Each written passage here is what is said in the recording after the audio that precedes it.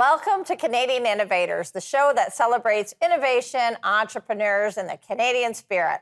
I'm Jocelyn, and every week we introduce a new entrepreneur or expert in the economy to tell their stories and unpack the challenges of keeping jobs in Canada, as well as discuss potential solutions for job growth and prosperity. Today, we are in discussion with Andrew Lawton. Andrew Lawton is a best-selling author, journalist, and broadcaster. He hosts The Andrew Lawton Show at True North and is the author of the #1 Globe and Mail bestseller, The Freedom Convoy, The Inside Story of 3 Weeks That Shook the World. He previously hosted radio daily shows in London, Calgary, and Toronto, and he was previously a national columnist for the Global News, and has been published across the world, including the Washington Post, the National Post, the Toronto Sun, the Edmonton Sun, and Global News. Andrew has appeared as a commentator on CBC, CTV, TVO, CTS, and on the BBC World. Welcome to the program, Andrew. And also on the News Forum. Don't leave out your own show. Do not leave out the News Forum, of course. Andrew, I provided just a brief introduction, but could you fill in a little of the blanks and tell us your backstory? What led you to where you are today? It was interesting, actually. I started out just as a hobby back in, 2009 or so, blogging, because I had something to say and no one was particularly interested in listening, but it was a lot of fun. And eventually, this was just on the upswing of what at the time we called the conservative blogosphere in Canada. I started doing a podcast. And this was, again, at this point when podcasts were really becoming popular, but not a lot of people were doing them. And I was just doing it for fun. I wasn't really making any money off of it. And it started to get larger and larger, and eventually I ended up doing the work I then did that you described a bit of in the mainstream media. And now it's funny, it's all come full circle, and I'm back to doing blogging and podcasting again, but having a great time. Well, we really appreciate your work. Andrew, you're front and center in independent media. That was a mouthful. Could you talk about the importance of independent media in the Canadian landscape? I think one is a practical issue in that we know that the mainstream media business models are not working out. Mainstream media are in decline. They are going more and more often to the government to find regulatory changes, or in many cases, direct cash bailouts to keep afloat. So media itself is I think, in decline. And so independent media, which is coming up with a very innovative and novel way of doing things, reinventing the business model, re-engaging with audiences, I think it's important just to keep some form of media alive. That's the practical. But when you get into the actual substantive content, I think independent media take very different approaches. And it's not just about left-right. It's not just about, we don't like their bias, so we're going to come up with our own bias. I think in large part, independent media are really able to serve audiences that mainstream media don't. And in some cases, this may be a publication that's going to devote itself exclusively to environmental issues, or maybe it's a publication that's going to devote itself exclusively to rural issues or to firearms issues. So True North is really a platform that has a right of center editorial position, but we don't consider ourselves an organization that puts facts secondary to our beliefs. We just cover things that are of interest to the audience that resonates with our values. So I was on business in the U.S. last week, and there was much criticism of the Prime Minister of Canada singing Bohemian Rhapsody in a hotel lobby on the eve of the Queen's funeral. And in the States and the UK media, they were very critical of this. Yet the same criticism was not echoed in the Canadian mainstream media. What's your thoughts on that situation? No, and this is becoming a very common problem that we see in this country, where you look around the world and the way that global media are talking about something is very different from the way Canadian media are. The Convoy, which, as you noted earlier, I wrote a book on, is a great example of this. What people were seeing in the UK, in Australia, and Europe, and in the US was very different than what Canadians were seeing. And Trudeau's India trip a few years ago, he was just being vociferously mocked by journalists and commentators around the world, including in India. And the Canadian media was like, oh, well, yes, it's diverse and he's just fun. And that criticism took a little bit of time before it caught up. So there is this imbalance, and you have to wonder who's wrong, everyone else or Canada. Yeah, it's certainly, you saw a difference. Andrew, in Canada, we have the funded media eating through cash. We just have about 10 seconds left. How is C11 going to impact independent media? Well, hugely. I mean, it basically makes it so that publishing on the internet, which was always supposed to be the free haven that anyone could flock to, becomes something that requires government permission. And we don't know how bad that's going to be So I'm going to until it hold goes you. into I'm going to hold effect. you there because we got to go to commercial. We'll be right back. We'll pick up your thought after that.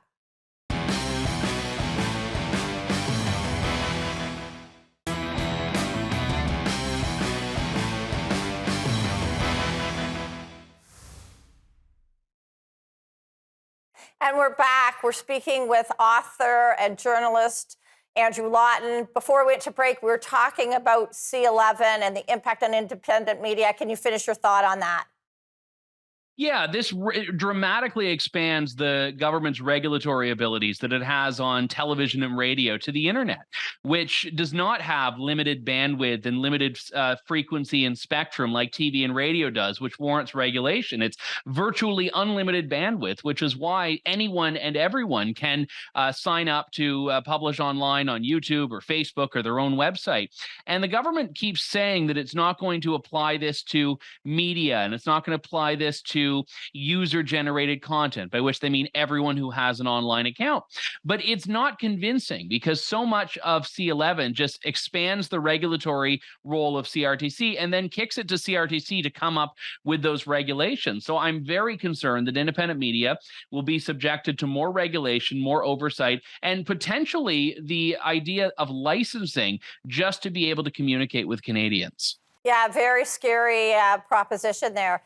Andrew, your new bestseller, The Freedom Convoy, the inside story of the 3 weeks that shook the world. Justin Trudeau called many of the convoy participants a fringe minority. Some media outlets called them insurrectionists. Tell us, what was it like being in Ottawa during that time, and what did you see? Well, it was cold, first and foremost. I think that was like the first thing you noticed. Well, maybe you noticed the honks, and then you'd notice just like the frigid minus 18, minus 19, minus 20 air. But it was interesting because despite how freezing and unpleasant it was, and the environment of what Canadians had gone through the last 2 years at the time, there was this celebration. I mean, it was a protest. Yes, people were there because they wanted change. But at the same time, people also felt like they had something to celebrate. They were celebrating their country, their freedom, this idea they had of getting back to a life that government had taken away. And it was, I think, one of the most wildly misunderstood events by Canadian media. And that was why I set out to write about it. So, Andrew, based on your time at the convoy, could you tell us the impact of these vaccine mandates and lockdowns on the middle class, on the small to medium-sized independent business person? Because I think there was a lot of people there representing that group of society. Yeah, I mean, throughout the earlier part of COVID, everyone was affected by lockdowns and restrictions. If you're a customer, you couldn't go to your local coffee shop and sit down for a coffee. And if you're that coffee shop, you can't serve customers. So we were all affected by that, regardless of your view on vaccine passports, vaccine mandates, or even vaccines themselves. But the restrictions started to get more and more divisive. And then businesses had to be the enforcers of vaccination requirements, which they would be fined significantly if they didn't go along with. And I focused a lot on the effect of these restrictions on individual people.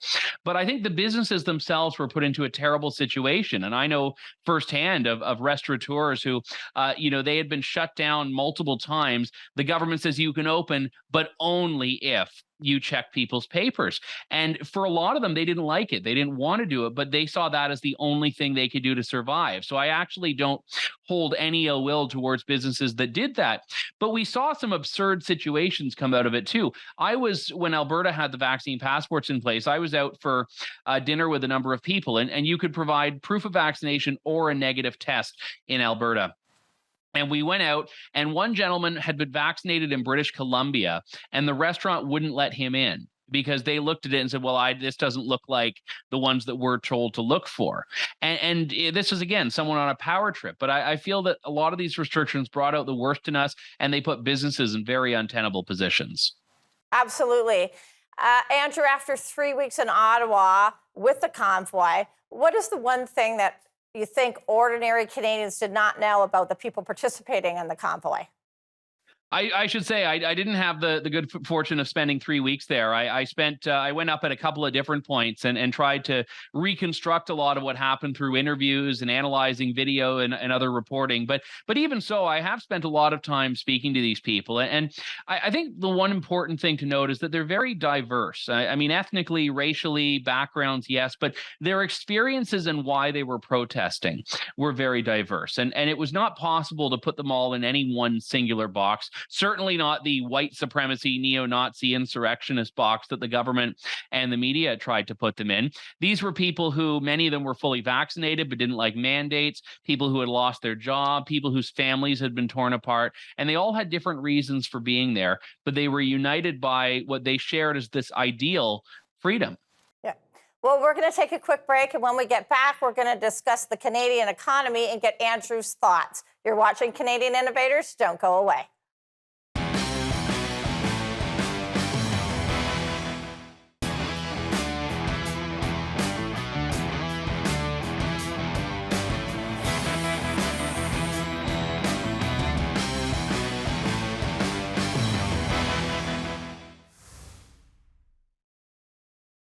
Welcome back. My guest today is author and journalist Andrew Lawton.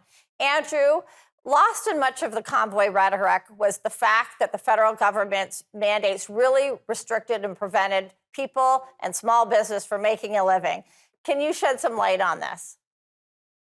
I think you summed it up incredibly well. I mean, as long as I've been involved in politics and media, the age-old concern that businesses raise is we want government to just get out of the way and let us do our business. And it's always been in the context of red tape. You know, oh, this paperwork is too much, this tax rate's too high, and all of that's very real.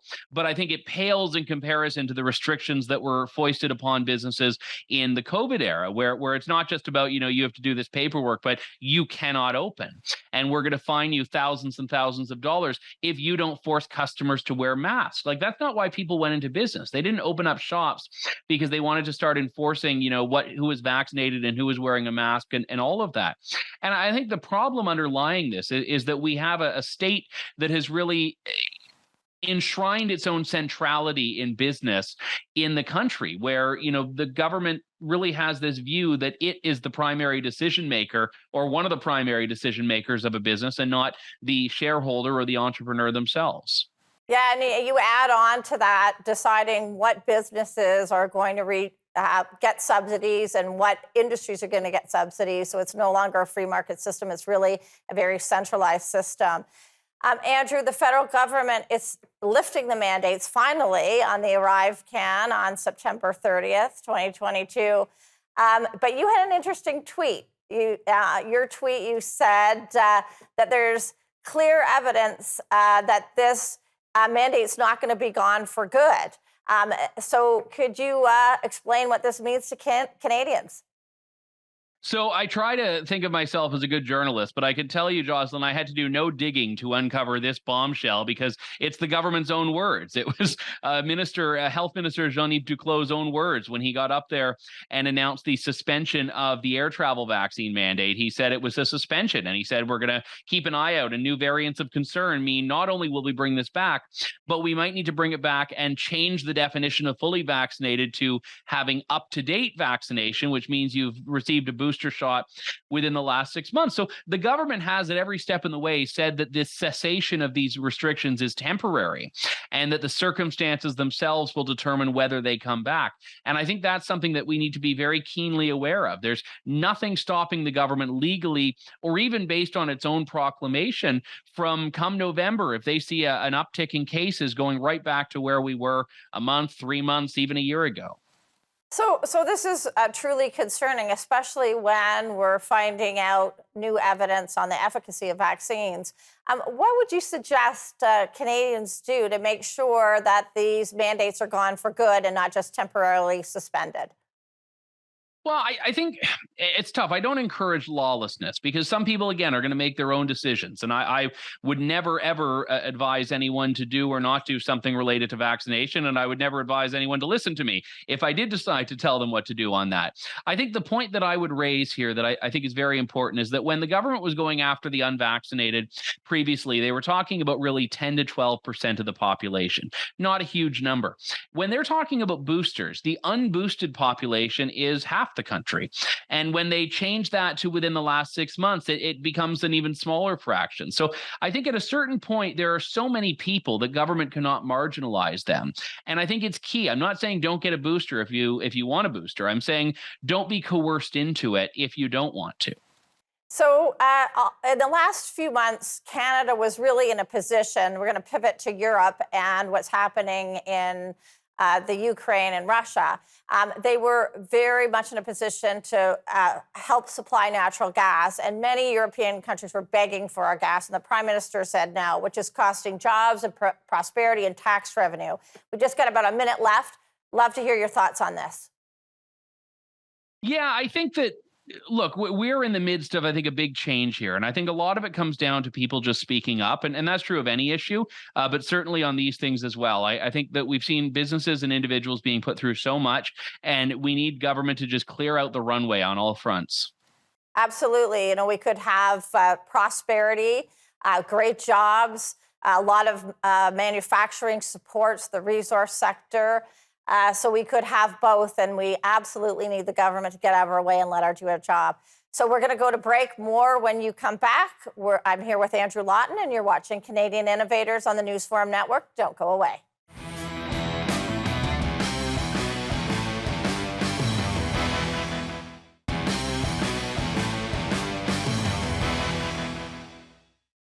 Welcome back. I'm Jocelyn Bamford. My guest today is author and journalist Andrew Lawton. Andrew, this is the part of the show that every week I ask my guests if they were a politician, what 3 things they would do to grow jobs in the economy. You're on the hot seat. Andrew, tell us what you would do. All right. Well, I think one of the first ones would have to be a wholesale rethinking of the tax system, corporate, individual, simplifying it, and I think making it a lot easier, especially for people who are self-employed and entrepreneurial to navigate that. And I think that there are a lot of examples elsewhere in the world. So that would be a big one, a kind of a complete top-down rethink, which we've never really had in this country. I think also within that, I think a huge thing is going through and doing what some jurisdictions have proposed in the US, which is a 2-to-1 regulation rule, where anytime you bring in a regulation, you have to repeal 2. And going through line by line and reassessing the core value of a lot of these things that are there. I mean, governments talk about red tape and reducing it, but they do it in a very abstract way. I think they need to be held to account on that. And number 3, I think, and this is a bit more of a contentious one because I'm a big believer in free trade, but I do think that we need to ensure we have open trade domestically in this country. And I think removing all interprovincial trade barriers is absolutely critical. Yeah, I like what you're saying there, and we get such great feedback from our guests. I think some great ideas for the governments to absolutely listen to. Andrew, I can't let you go without talking about the City of Toronto vaccine push fail for children that was on last week. You were front and center on spreading these words and getting the commercials pulled. For those who didn't see it, can you talk about the commercials and the message that it was sent? Yeah, so basically, the city of Toronto they spent $20,000 on 5 ads. They were like 20 to 30 seconds each, promoting COVID vaccines for children as young as 6 months old. But the message was very, very creepy. What the government was basically telling people through these ads is that it's unsafe to visit with your family if you're not a vaccinated infant. It's unsafe to go play with your friends outside if you're not vaccinated. That it's unsafe to have anything but a video call with your friend if you are unvaccinated. And the message was one that really overstates the danger that really isn't there for children when it comes to COVID and the serious adverse effect risk. Yeah, and certainly doesn't seem to be the balance of telling both sides of that story of vaccinating and the dangers, especially for children, that some of the COVID vaccines does present. So we need a balanced discussion. and really leaving it up for parents and their doctors to have those kind of conversations. So, Andrew, we talked a little bit about the economy. We talked about the impact of lockdowns on business. In your opinion, what's the biggest threat to prosperity for Canada today? I mean, it seems like a low-hanging fruit answer, so I'm sorry I can't give you more original, but I think broadly government. I think government has, as I said earlier, tried to make itself the central planner, not just of the economy, but the central planner of our lives. And I'm not an anarchist. I don't advocate for no government, but I think we need to rethink our relationship with government. And it's that idea that government is putting itself first as sort of the primary unit of measurement that I feel is the biggest threat to liberty, which I then feel is the biggest threat to prosperity. Absolutely. Andrew, the recent decision on forced vaccination at Western, you were front and center on putting that out to parents and to the Canadian. In your opinion, has the justice system in Canada already been weaponized through judicial appointments?